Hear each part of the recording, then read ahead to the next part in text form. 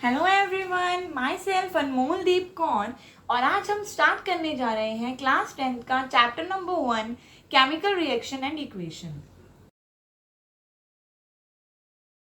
पहले हम एक ओवरव्यू ले लेते हैं कि हम इस चैप्टर में क्या क्या डिस्कस करेंगे। हम डिस्कस करेंगे केमिकल रिएक्शन क्या होता है, केमिकल इक्वेशन क्या होती है और types of chemical reaction, types of chemical equation. Total 6 type के हमारे होते हैं केमिकल रिएक्शन के टाइप। कॉम्बिनेशन रिएक्शन पढ़ेंगे हम, डिस्प्लेसमेंट रिएक्शन पढ़ेंगे, डीकम्पोजिशन रिएक्शन पढ़ेंगे, डबल डिस्प्लेसमेंट रिएक्शन पढ़ेंगे, ऑक्सीडेशन एंड रिडक्शन पढ़ेंगे, एक्सोथर्मिक एंड एंडोथर्मिक रिएक्शन पढ़ेंगे। और टाइप्स ऑफ केमिकल इक्वेशन, उसमें हम क्या पढ़ेंगे, balance chemical equation and unbalance chemical equation. ठीक है, और थोड़े बहुत हम इसमें क्वेश्चंस भी करेंगे कि एनसीईआरटी में या पेपर में हमारे किस टाइप के क्वेश्चंस आते हैं। एंड लास्ट हम 2 टॉपिक डिस्कस करेंगे, कोरोजन एंड रेंसिडिटी। ठीक है, तो बिना टाइम वेस्ट किए हम क्लास अपनी डिस्कस करेंगे कि केमिकल रिएक्शन क्या होता है। केमिकल रिएक्शन क्या होता है? It is a process in which 2 or more substance form to become a new substance. क्या होता है, 2 और मोर सब्सटेंस है, ठीक है, वो क्या बनाते हैं, एक न्यू सब्सटेंस बनाते हैं या एक हमारा अनदर सब्सटेंस बनाते हैं। क्या होता है, एक ओरिजिनल सब्सटेंस है हमारा जिसके थ्रू हमारा एक न्यू सब्सटेंस फॉर्म्ड होता है। ठीक है, इसमें क्या आते हैं, इसमें हमारे रिएक्टेंट एंड प्रोडक्ट आते हैं। रिएक्टेंट क्या होते हैं? रिएक्टेंट होते हैं जो रिएक्शन में टेक पार्ट ले रहे हैं। ठीक है, जैसे हमने एक एग्जांपल लिया मैग्नीशियम और उसको हमने बर्न किया एयर में, तो हमें क्या प्रोडक्ट मिलेगा, क्या न्यू सब्सटेंस मिलेगा, हमें मिलेगा मैग्नीशियम ऑक्साइड। तो हम इसी का एग्जांपल लेके समझते हैं कि प्रोडक्ट और रिएक्टेंट में क्या डिफरेंट है। हमने लिया मैग्नीशियम, उसको क्या हमने किया था, बर्न किया था, एयर में बर्न किया था ऑक्सीजन, तो हमें एक जो न्यू सब्सटेंस मिला वो हमारा मिला मैग्नीशियम ऑक्साइड। तो जो रिएक्शन दे रहे हैं, जो रिएक्ट हो रहे हैं आपस में एक नया प्रोडक्ट बनाने के लिए, एक नया सब्सटेंस बनाने के लिए, तो उसे हम कहेंगे रिएक्टेंट। और जो रिएक्टेंट होके, जो रिएक्शन होके एक नया प्रोडक्ट बन रहा है, ठीक है, न्यू सब्सटेंस फॉर्म हो रहा है या एक अनदर सब्सटेंस फॉर्म हो रहा है, उसे हम क्या कहेंगे, उसे हम कहेंगे प्रोडक्ट। ठीक है, अब हम पढ़ते हैं केमिकल रिएक्शन के कैरेक्टरिस्टिक्स क्या क्या होते हैं। केमिकल रिएक्शन के characteristic number 1, changing state of matter. State of matter हम सबने 9th क्लास में पढ़ा है, सॉलिड, लिक्विड एंड गैस। तो क्या होता है, अगर रिएक्टेंट हमारा सॉलिड फॉर्म में है या लिक्विड फॉर्म में है तो वो चेंज हो सकता है प्रोडक्ट हमारा गैस फॉर्म में। ठीक है, तो रिएक्शन हमारा ऐसे भी हो सकता है। Second, change in colour. ठीक है, अगर हमारा एक रिएक्शन होता है सिट्रिक एसिड का, किसके साथ होता है, पोटेशियम परमैंगनेट के साथ। परमैंगनेट का कलर क्या होता है हमारा, पर्पल, तो क्या होगा, पर्पल टू कलरलेस हो जाएगा। थर्ड रिएक्शन आता है हमारा एवोल्यूशन ऑफ गैस। इसमें हम क्या करते हैं, जिंक के साथ सल्फ्यूरिक एसिड का कराते हैं, तो हमारा क्या होता है, जिंक सल्फेट बनता है और जो हाइड्रोजन है हमारा वो गैस के फॉर्म में इवेपोरेट होता है। कैसे होता है मैं दिखाती हूँ।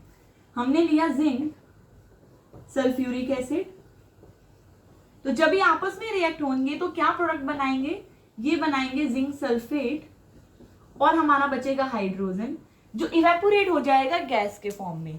तो हमारा change in temperature, change in temperature किस तरीके से हम अभी आगे डिस्कस करेंगे। क्विक लाइन जो होता है वो हमारा चेंज होके बनता है स्लेक्ड लाइन में। ठीक है, यहाँ हमारे खत्म होते हैं कैरेक्टरिस्टिक्स। अब हम देखें अगर हम कि हमारा जो केमिकल रिएक्शन है वो हम डेली लाइफ में भी देखते हैं। कैसे, जो डाइजेशन ऑफ फूड होता है ये भी हमारा केमिकल रिएक्शन है। ठीक है, हम रेस्पिरेशन लेते हैं ये भी हमारा केमिकल रिएक्शन है। तो डेली लाइफ में जो हमारी केमिकल चेंजेस होती हैं उसे हम केमिकल रिएक्शन क्या होता है। अब हम जानते हैं केमिकल इक्वेशन क्या होती है। बेसिकली जो केमिकल इक्वेशन है वो एक तरह का रिप्रेजेंट करने का तरीका है, किसको, केमिकल रिएक्शन को रिप्रेजेंट करने का तरीका है। ठीक है, कैसे होता है हम करते हैं। जैसे हमने पढ़ा मैग्नीशियम और ऑक्सीजन का हमने रिएक्शन कराया, हमें क्या मिला, मैग्नीशियम ऑक्साइड। ठीक है, हमारा क्या रिएक्शन मिला, हमें मिला मैग्नीशियम ऑक्साइड। तो अगर हम इसको इनके फॉर्मूले के बेसिस पे लिखे वो ज्यादा इजी है, ठीक है। तो केमिकल रिएक्शन का मतलब ही क्या होता है, रिप्रेजेंट करना केमिकल रिएक्शन को, ठीक है। कैसे, मैग्नीशियम प्लस ऑक्सीजन क्या बना रहा है, मैग्नीशियम ऑक्साइड, ठीक है। केमिकल इक्वेशन होती है दो टाइप की, balance chemical equation and unbalance chemical equation.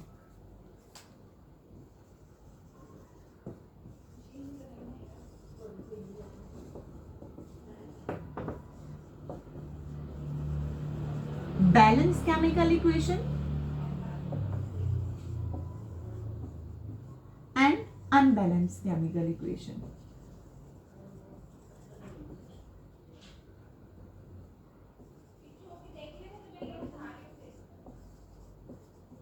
ठीक है, बैलेंस केमिकल इक्वेशन क्या होती है, बैलेंस केमिकल इक्वेशन होती है count and compare the number of atom of each element is equal on both side, ठीक है।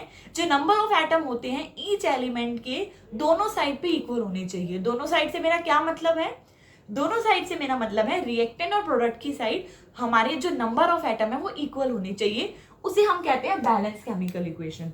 अगर इक्वल होंगे तभी तो हम कहेंगे ना this is a balance chemical equation, ठीक है। और अगर वो इक्वल नहीं होते, अगर नंबर ऑफ एटम हमारे जिंक के यहाँ 1 है और प्रोडक्ट में जाके 2 हो जाए, उसे हम कहेंगे अनबैलेंस केमिकल इक्वेशन, ठीक है। लेकिन हमारा मेन मोरल क्या है केमिकल रिएक्शन का, केमिकल इक्वेशन का, उसमें क्या होता है कि हमारी जो टर्म है या हमें रिएक्शन है वो क्या होना चाहिए, वो बैलेंस होना चाहिए। हम एक एग्जाम्पल लेके समझते हैं, ठीक है।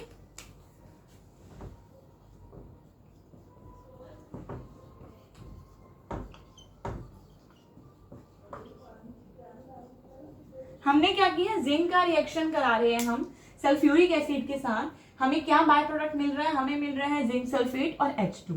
अब इसको हम बैलेंस देखते हैं, कैसे देखेंगे हम, लेट्स सी। हम क्या करेंगे, हम 3 ऐसे बना लेंगे, ठीक है। ये हमारे होंगे एलिमेंट्स, यहां हम एलिमेंट्स लिखेंगे कितने हैं, यहां हम लिखेंगे नंबर ऑफ एटम रिएक्टेंट की साइड, यहां हम लिखेंगे नंबर ऑफ एटम प्रोडक्ट की साइड। तो हम देखते हैं हमारे पास एलिमेंट कौन से हैं, हमारे पास है zinc, hydrogen, sulphur and oxygen, ठीक है। अब हमें इन दोनों को इक्वेट करना है, यहाँ पे जिंक 1 है हमारा, है ना, ये 1 है, तो यहाँ पे भी 1 है, ठीक है। यहाँ पे हाइड्रोजन हमारा 2 है, यहाँ पे भी 2 है, ठीक है। यहाँ पे हमारा सल्फर 1 है, यहाँ पे भी 1 है, ठीक है। यहाँ पे हमारा ऑक्सीजन 4 है, वहां पे भी हमारा ऑक्सीजन 4 है, ठीक है। तो इसमें क्या है, नंबर ऑफ एटम जो है ईच एलिमेंट के क्या है, इक्वल है बोथ साइड पे, ठीक है। तो हम कह सकते हैं ये हमारी बैलेंस केमिकल इक्वेशन है, ठीक है। अब क्वेश्चन आता है हमारा how to balance a chemical equation. तो आइए वो भी करें। हमने क्या लिया, आयरन लिया, वाटर लिया, जब हमारा वहां गया तो ये आयरन ऑक्साइड बना और हाइड्रोजन बना, ठीक है।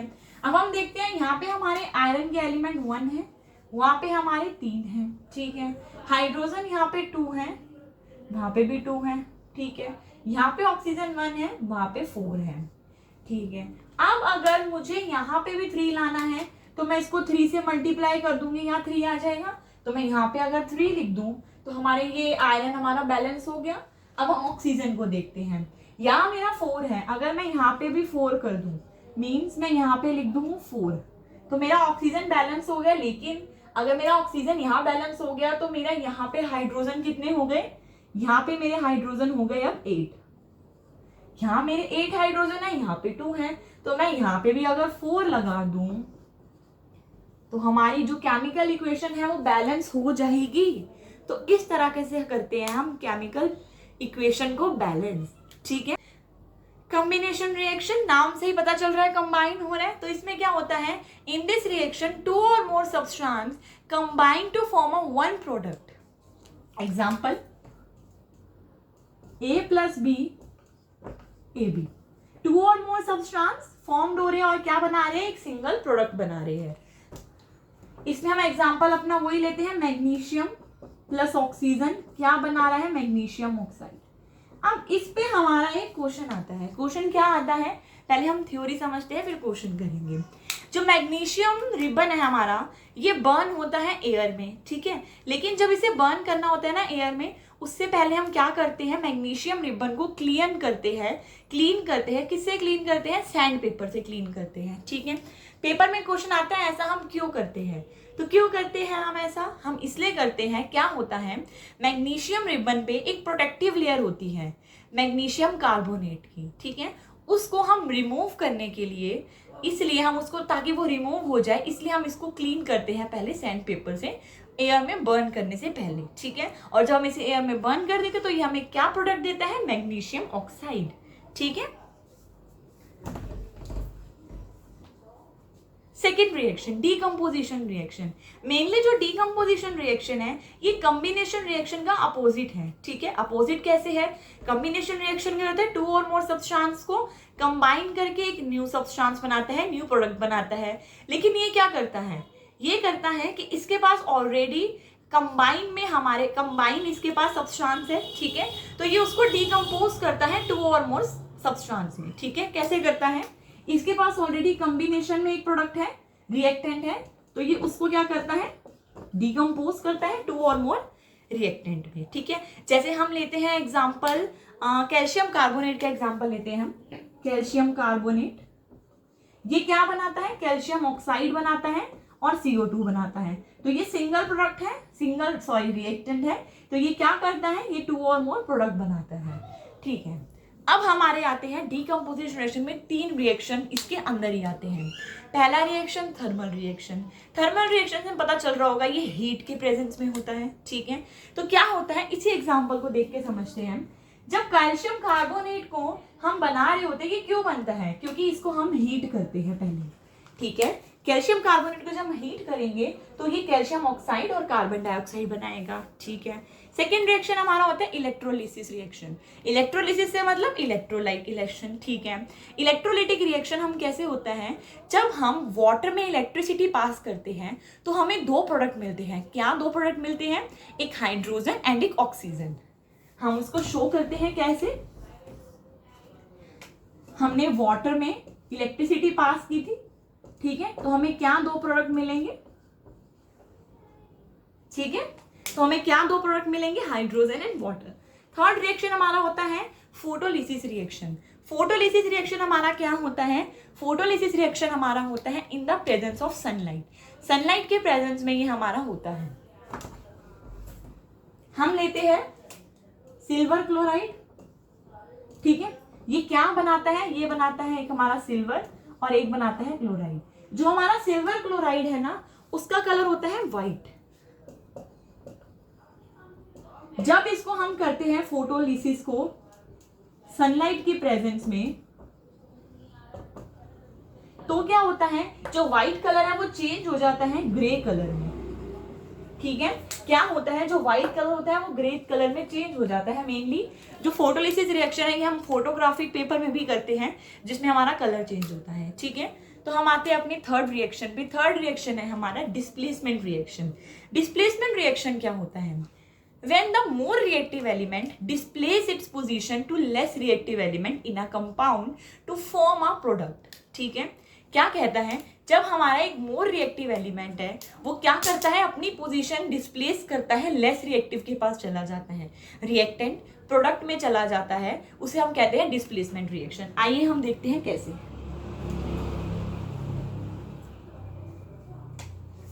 हमारे पास समझो एक A और एक BC हमारा रिएक्टेंट है। जब हमारा ये प्रोडक्ट बनेगा तो जो A है वो AC के साथ कंबाइन हो जाएगा और एक B बच जाएगा। तो क्या है कि जो हाईली रिएक्टिव होगा वो लेस रिएक्टिव के साथ कंबाइन। इसका हम एक एग्जांपल देखते हैं। हम लेते हैं, हमने लिया जिंक प्लस HCl। तो ये क्या होता है, हमारा जिंक क्लोराइड बन जाता है और एक हाइड्रोजन एंड में रह जाता है, ठीक है। तो क्या हो रहा है, हमारा जिंक क्लोराइड के साथ क्लोरीन के साथ करेगा तो ये प्रोडक्ट बनाएगा हमारा जिंक क्लोराइड, एक हाइड्रोजन हमारा एंड प्रोडक्ट बन जाएगा।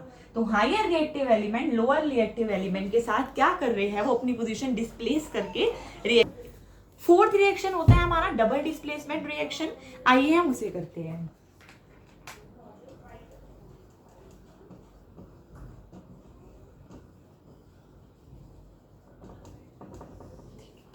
अभी हमने पढ़ा डिस्प्लेसमेंट रिएक्शन में क्या होता है, हायर एनर्जी वाले एलिमेंट जो होंगे हमारे लेसर एनर्जी एलिमेंट से जाके मिल जाएंगे। लेकिन डबल डिस्प्लेसमेंट थोड़ा सा अलग है, इसमें क्या होते हैं आयंस का एक्सचेंज होता है। आयंस का एक्सचेंज होगा तो जो रिएक्टेंट है वही प्रोडक्ट में जाके बनेगा।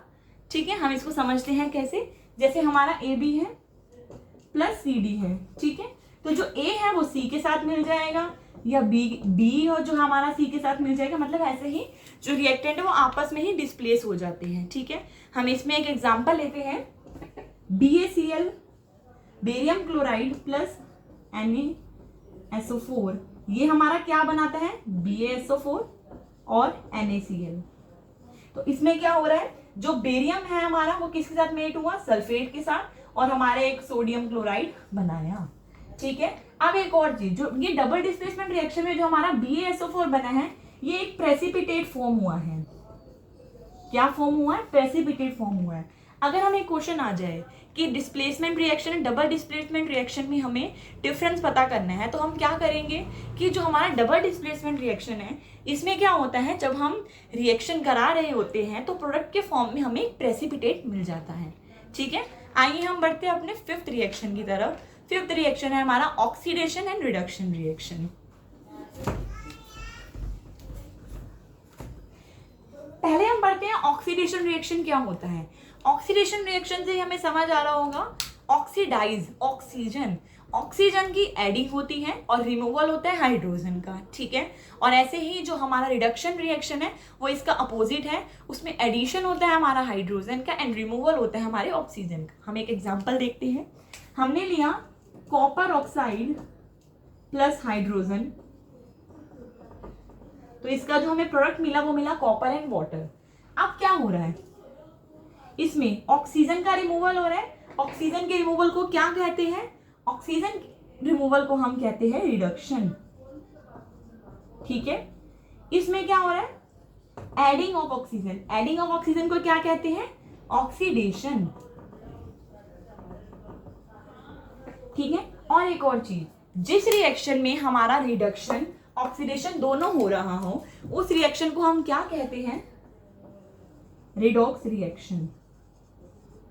मोस्ट पहले हम जानते हैं कि अगर हमारे ये एरो का क्या मतलब है। ठीक है, एरो क्या होता है, एरो हमारा एक सिंपल है, रिएक्टेंट है, हमें बता रहा है कि इसने प्रोडक्ट बनाया। लेकिन अगर इस पे मैं लगा दूं कोई सिंबल, हीट का सिंबल, सनलाइट का, तो क्या होगा कि ये जो रिएक्शन हो रहा है ये इन the presence of heat, exothermic and endothermic reaction. Exothermic reaction जिसमें हमने बताया हीट एब्जॉर्ब होती है। ठीक है, हमारे जो प्रोडक्ट है तो उसमें हमें एक हीट या एनर्जी के फॉर्म में हमें कुछ मिलेगा। ठीक है, तो हम करते हैं एक्सोथर्मिक रिएक्शन का टाइप। इसमें हम क्या करते हैं, हम लेते हैं ग्लूकोज जिसका हम रिएक्शन कराते हैं ऑक्सीजन के साथ। ठीक है, हमें क्या प्रोडक्ट मिलता है, हमें मिलता है इसमें 6CO2 प्लस H2। ठीक है, हमें इसमें क्या प्रोडक्ट मिलता है, हमें मिलता है 6CO2 और 6H2O। साथ में क्या मिलती है एक्सोथर्मिक रिएक्शन में, एनर्जी या हीट के फॉर्म में हमें एक प्रोडक्ट मिलता है। ठीक है, अब हम पढ़ते हैं एंडोथर्मिक रिएक्शन। एंडोथर्मिक रिएक्शन क्या होता है, वो होता ही in the presence of heat है। ठीक है, in the presence of heat का हम एक एग्जांपल ऑलरेडी पढ़ चुके हैं, कौन सा, कैल्शियम कार्बोनेट। किसकी प्रेजेंस में होता है, हीट की प्रेजेंस में, तो हमें देता है कैल्शियम ऑक्साइड प्लस CO2। ठीक है, तो यहाँ होते हैं हमारे रिएक्शंस कंप्लीट। ओके, अगर आप लोगों को PDF चाहिए होगा इसका तो प्लीज कमेंट बॉक्स में कमेंट डाल देना, मैं इसका PDF डिस्क्रिप्शन बॉक्स में डाल दूंगी नीचे। ठीक है, हमारे रिएक्शन तो यहाँ कंप्लीट होते हैं, लेकिन अभी हमारे कोई दो इंपॉर्टेंट टॉपिक पढ़े हैं, कोरोजन एंड रेंसिडिटी। ठीक है, तो आइए उन्हें भी फटाफट। हमारा पहला है कोरोजन। कोरोजन क्या होता है, when a metal is expose in a contact of air moisture. ठीक है, जब एक मेटल है हमारा किसके कांटेक्ट में आ रहा है, एयर के, मॉइस्चर के आ रहा है, तो जो उसका ऑक्साइड है, एक मैटर अगर हमारे किसी कांटेक्ट में आ रहा है तो उसका एक ऑक्साइड बनेगा। तो जो ऑक्साइड बनेगा वो क्या बनेगा, वीक बनेगा, जिसके कारण क्या है, हमारा मेटल कोरोजन कराएगा या कोरोड कहलाएगा। मेनली इसका मतलब है एक तरह का जंग लगना। जंग लगना हम जैसे कह सकते हैं रस्टिंग ऑफ आयरन हमारे कोरोजन का एग्जाम्पल है। ठीक है, ब्लैकनिंग ऑफ सिल्वर, चांदी की पायल होती है उस पर ब्लैक कलर का हमारी हो जाती है, वो भी हमारी कोरोजन है। ठीक है, तो कोरोजन क्या है, अगर कोई भी मेटल हमारा एयर के, मॉइस्चर के, वाटर के कांटेक्ट में आएगा तो उसका जो ऑक्साइड है वो क्या होगा, वीक हो जाएगा, जिसके कारण हमारा मेटल कोरोड हो जाएगा। ठीक है, हमारा लास्ट टॉपिक बचा है एक रेंसिडिटी। रेंसिडिटी हमारी डेली लाइफ के एक एग्जांपल पे हम लेते हैं। पहले एक समझते हैं रेंसिडिटी क्या है। हमारा ऑक्सीडेशन होता है फैट एंड ऑयल का। ठीक है, फैट एंड ऑयल का जब ऑक्सीडेशन होगा हमारा किसके प्रेजेंस में आके, किसके एक्सपोज में आके, एयर के एक्सपोज में आके, तो उसे हम रेंसिडिटी कहेंगे। ठीक है, जैसे हम जब घर में, गर्मियाँ चल रही है वैसे ही आजकल, अगर घर में कोई चीज़ बहुत देर तक बाहर पड़ी रह गई तो कहते हैं ना कि इसको फ्रिज में रख दें तो ये खराब हो जाएगी, तो उस प्रोसेस को ही हम रेंसिडिटी कहते हैं। ऑक्सीडेशन हो जाता है फैट एंड ऑयल का। जब ऑक्सीडेशन हो जाएगा तो क्या होगा, bad smell of food and bad taste of food. ठीक है, तो ये हमारा था रेंसिडिटी एंड कोरोजन। ठीक है, तो इस चैप्टर में इतना ही है। और अगर इसके क्वेश्चंस आते हैं तो क्या आते हैं, हमें कोई केमिकल इक्वेशन दे दी गई या हमने उसको स्टेटमेंट में लिखा दिया गया, उसको हमें इक्वेशन में अनबैलेंस या बैलेंस करना है। अनबैलेंस तो नहीं, उसे बैलेंस करना है। ठीक है, ये हम अच्छे से पढ़ चुके हैं। एक एक रिएक्शन हमने केमिकल रिएक्शन में लिखा दिया गया, उसको हमें इक्वेशन में अनबैलेंस या बैलेंस करना है। अनबैलेंस तो नहीं, उसे बैलेंस करना है। ठीक है, ये हम अच्छे से पढ़ चुके हैं। एक एक रिएक्शन हमने केमिकल रिएक्शन का पढ़ लिया, अच्छे से समझ लिया, और पीडीएफ मैं नीचे डिस्क्रिप्शन बॉक्स में डाल दूंगी। यहाँ हमारा चैप्टर होता है खत्म। ठीक है, thank you so much guys for listening.